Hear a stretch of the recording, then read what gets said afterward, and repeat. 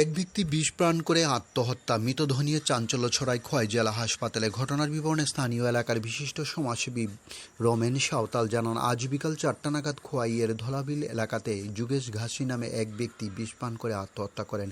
ওই ব্যক্তিকে খোয়াই জেলা হাসপাতালে নিয়ে আসার পথে তার মৃত্যু ঘটে। যথারীতি খোয়াই জেলা হাসপাতালে আনলে কর্তব্যরত চিকিৎসক ওই ব্যক্তিকে মৃত বলে ঘোষণা করেন, কিন্তু মৃতদেহ নিয়ে হাসপাতাল চত্বরে চাঞ্চল্য ছড়ায়। জেলা হাসপাতালের কর্তৃপক্ষ এবং পুলিশ জানান, মৃতদেহ ময়নাতদন্তের পর পরিবারের হাতে তুলে দেওয়া হবে, কিন্তু মৃতার পরিবারের লোকজনের বক্তব্য, আজ রাত্রিবেলা হিন্দু সনাতন ধর্ম অনুসারে আমাবচি শুরু হবে, আগামীকাল মাটি খোঁড়া যাবে না, তাই যেন হাসপাতাল কর্তৃপক্ষ এবং পুলিশ প্রশাসন কর্তৃপক্ষ মৃতদেহ আজই যেন তাদের কাছে দিয়ে দেন। পুলিশ এবং হাসপাতাল কর্তৃপক্ষ সরকারি যা নিয়ম রয়েছে সেই নিয়ম মেনেই তাদের কাজ করতে হবে বলে জানান।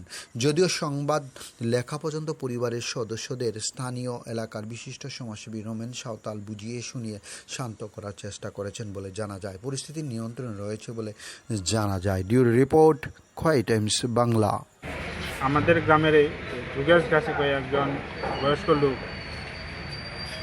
এই আমরা খবর পেয়েছি আনুমানিক 3:30-4টার দিকে, যে সম্ভবত একটা ধারণা আর কি, সবাই মুখে একটু গন্ধ পাইছে, সম্ভবত ধান খেতে কোনো ওষুধ টষুধ খাইছে।